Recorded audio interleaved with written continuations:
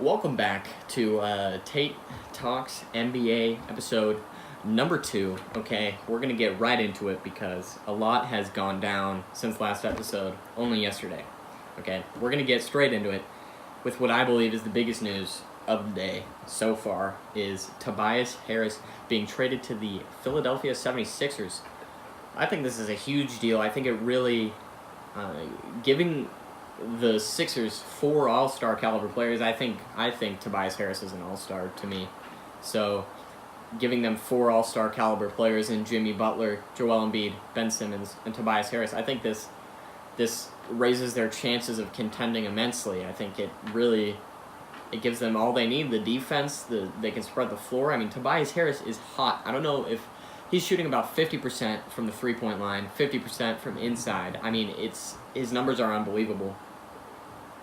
And adding him to the 76ers just makes them that much better. I mean, the 76ers did lose a few role players, which could hurt their bench depth, but I think a team like the 76ers with these 4 players can really make some noise. I think also there's still some time left. I think they could acquire a good role player to come off the bench, but then again, they already have Boban, who they got in the trade, who can come off the bench as a big, and not that he'll lead your team, but he definitely gives you a boost off the bench. For the Clippers, I mean, it's all right. You don't get anything too crazy. You get a few role players and some picks. I think, frankly, the Sixers almost robbed the Clippers in acquiring Tobias Harris. I think how Tobias Harris might view it is maybe in Clippers, he would have been the guy. They would have tried to maybe surround him with people or go after a free agent in the offseason, and he would have ended up being the guy. And I think maybe he would have liked that more. But at the same time, you got to imagine he's pretty happy he's a contender now in the 76ers. And what I mean by that is after this trade, the East looks almost as, if not just as strong as the West. I believe that. And, I mean, you look at the top 4 teams, you got the Raptors, the Bucks, the Sixers, and the Celtics, right? And you look at the West, and you've got the Rockets. I might be wrong, but the Rockets, the Thunder, the Nuggets, and the Warriors. And, I mean, I think those teams, besides the Warriors, I think they could really give them a run for their money. It's just a question of who comes out of the East again. Because, I mean, before I wasn't giving the Sixers any chance to come out of the East, and now I think they very well could. I still would pick Bucks over them, but, I mean, you never know. With these 4 All-Stars, it depends on how the chemistry goes, but I think their roof is very, very high. As far as the title odds go, I think it's still the Warriors. I don't think the Sixers might give them a run for their money now, definitely. Depends on how the chemistry goes, but I still have the Warriors winning. But it definitely shakes things up in the East and makes East a lot stronger now, and shakes up the playoff spots in the West, with the Clippers probably going to fall out of that now and maybe go for a better pick this year. I'm not quite sure. Moving on to the next trade that I want to talk about, which is a trade that I personally really like, is the Marquese Chriss, Brandon Knight, Alec Burks, and Iman Shumpert 3-team trade between the Rockets, Kings, and Cavaliers. I really like this trade as far as Marquese Chriss and Brandon Knight go. Mainly Marquese Chriss, because I really like Marquese Chriss as a player. I think he did great on the Suns. I think he showed flashes of a lot of talent and what he could evolve to be, which I think could be a great role player, if not one of your guys you go to on the offense. But you never know. I think he'll definitely become a great role player. But what I didn't like is when on the Rockets, they were playing him in garbage time or rarely at all. And, I mean, he's got a good jumper. He can dunk. I think putting him on the Cavs, a team that really has no one, really gives him the opportunity to use this time to develop what he wants to develop and really improve in skills that he'd want to improve on. As far as the Rockets go, getting Iman Shumpert, I think it's a great thing for them. I think that Iman Shumpert can add some stuff off the bench, give them another guard maybe they could go to for some shots, some spot-up shots, and some playmaking ability. But at the same time, I think it does make the Rockets older, which doesn't really help. They got rid of 2 younger players and got Iman Shumpert, who is definitely a veteran at this point, and which definitely shows that they're going for it now, going for that championship. which, I mean, no problem with that. May as well. You know, you got Harden in his prime. You got Chris Paul. You got Eric Gordon. I think it's a great move for them. And then for the Kings, getting Alec Burks. I'm not too familiar with Alec Burks' game. I do know the Rockets wanted Alec Burks, or whether it might have just been they wanted to involve him in a trade. I'm not sure. But as far as that goes, I think that was a great trade for all teams. I'm going to move on to the Wayne Ellington Heat trade. Gosh, I can't even believe this trade was approved. I mean, the Heat traded Tyler Johnson, a great role point guard off the bench, and Wayne Ellington, one of their best three-point shooters on the team, if not their best three-point shooter, and they trade him for Ryan Anderson. I mean, Ryan Anderson. He's old, he's washed up, and he's $15 million in cap space. Correct me if I'm wrong, but he is definitely expensive in cap, and is not worth trading Tyler Johnson and Wayne Ellington trade for it. I mean, to me, the Heat had a chance to maybe slip in the 8th spot of the playoffs in the West or East. I forget what conference they're in, but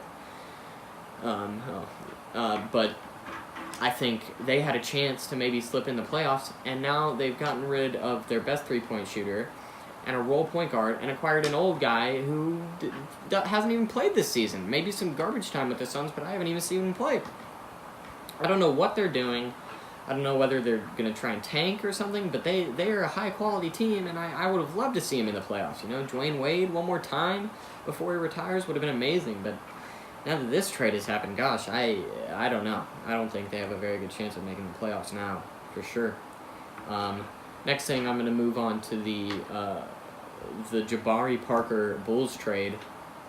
If you don't know, Jabari Parker and Bobby Portis of the Bulls were traded to the Wizards for Otto Porter. I think this is a good trade both ways. I mean, the Wizards, their offense wasn't really working. Nothing was really going well, so they switch it up. They bring in Jabari Parker, a great all-around guy. He can shoot the three. He can go inside. He can work in the post.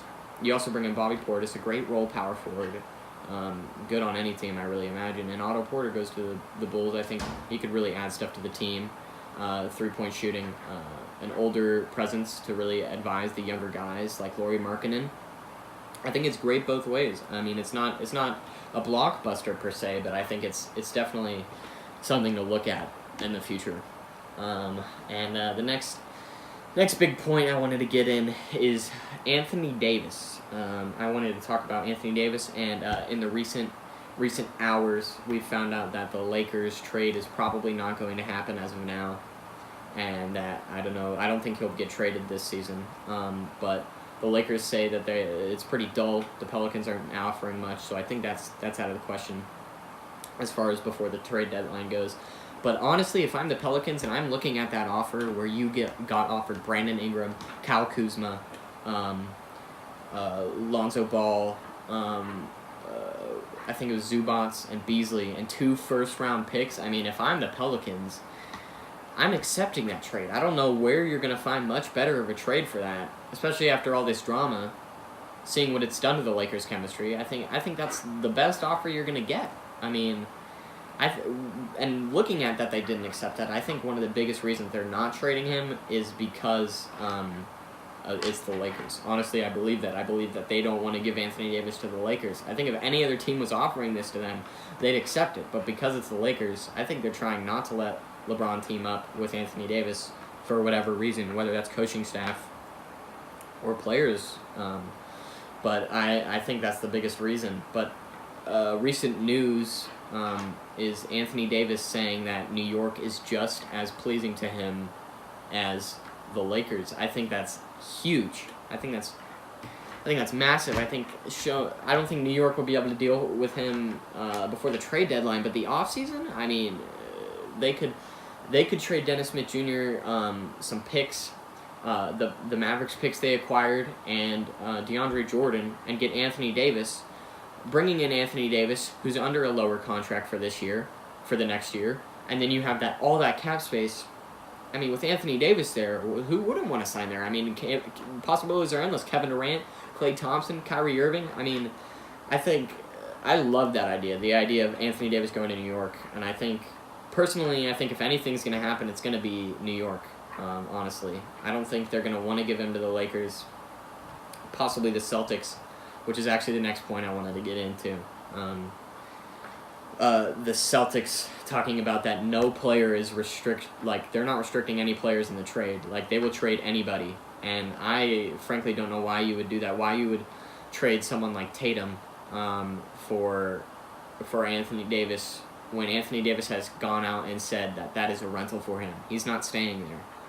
It gives you the chance to contend, sure, but it's a 1-year rental. You might not even be trying that hard. I mean, not to say he won't, but it's a 1-year rental. He said it's a rental, and you have Jason Tatum, a talent that, who knows, he could be a superstar in this league, and you're considering trading him for a rental? I mean, technically, there are examples of players saying they'll be a rental and then not. Paul George is a big example of that. But I don't see it. Honestly, I wouldn't want him to go there after what they did to Isaiah Thomas. Like Anthony Davis's dad said, I've been saying that all along, that what they did to Isaiah Thomas was wrong, and I wouldn't sign there or want to play there if I'm Anthony Davis. Other players, sure, but Anthony Davis, a big-name star, I don't know. I don't think the Celtics, at the same time, I don't think the Celtics should trade big players like Jason Tatum and picks for Anthony Davis. And I mean, saying that no one is restricted implies that Kyrie could be involved in a trade, which is pretty crazy. But I don't think he can be since he's a free agent. So I think that's the biggest news is this Anthony Davis drama, and we've seen what the drama has done to the Lakers. I mean, the Lakers' chemistry is all messed up. The last game they played, they lost by 42. LeBron wasn't even sitting with the other players.